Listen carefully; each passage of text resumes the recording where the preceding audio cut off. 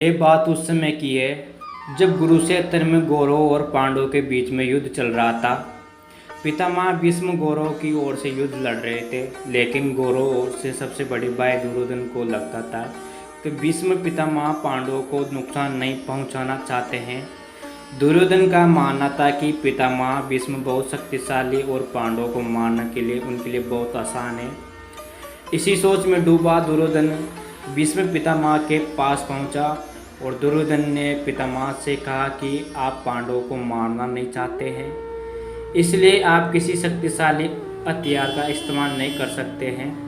दुर्योधन ने बात सुनकर भीष्म बोले, अगर तुम्हें ऐसा लगता है तो मैं कल ही 5 पांडवों को मार गिराऊंगा।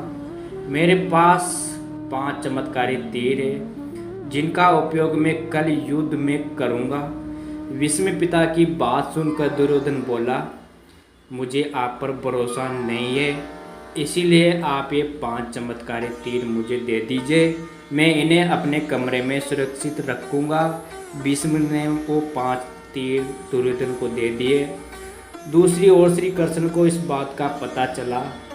उन्होंने अर्जुन को इस बात की जानकारी दी। अर्जुन यह सुनकर घबरा गया और सोचने लगा कि इस मुसीबत से कैसे बचा जाए।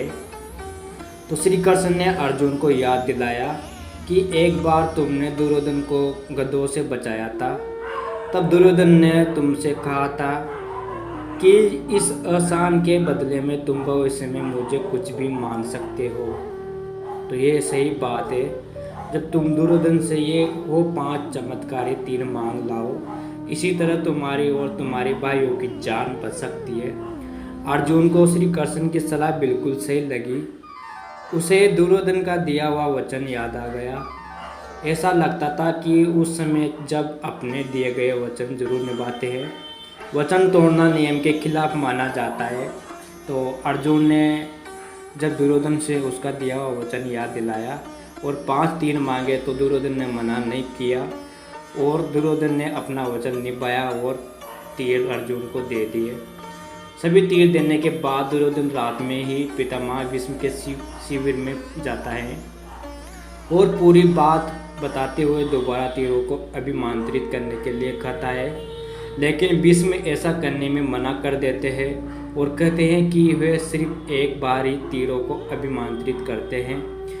इसी पर दुर्योधन ने निराश होकर वापस लौट जाता है और इसी तरह श्री